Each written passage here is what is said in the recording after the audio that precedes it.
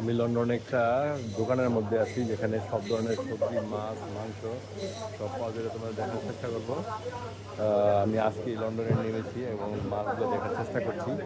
খুব ভালো লাগলো দেখে এখানকার দোকানের সিস্টেম। এটা হলো চিতল মাছ, মানে বড় সাইজের চিতল। এটা হলো কোরাল মাছ।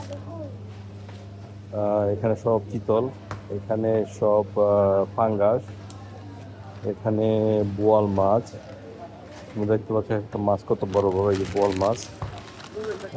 এগুলো মনে হয় 7-8 কেজি, তারও বেশি আছে। এর একটা বড়, অনেক বোয়াল, অনেক বড়।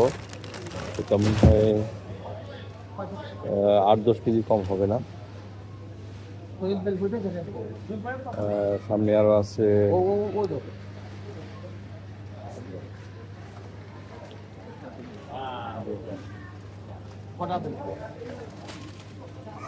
রুই মাছ। এগুলো একটা রুই বা মৃগেল মাছের, এগুলোর ওজন হবে 10 থেকে 15 কিলো এক একটা। মৃগেল মৃগেল এগুলো 4.49 কিলো, রুই মাছ 3.49 কিলো।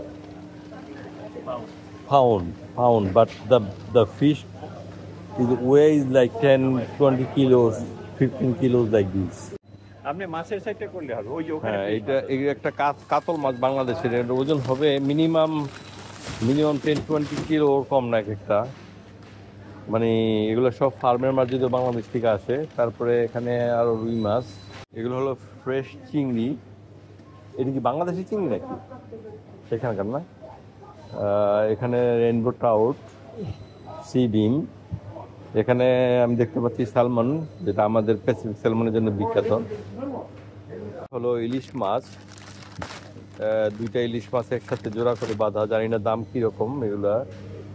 দুইটা ইলিশ মাছ প্যাক হলো 30 pound, which is not bad. 30 pound mean is very good price.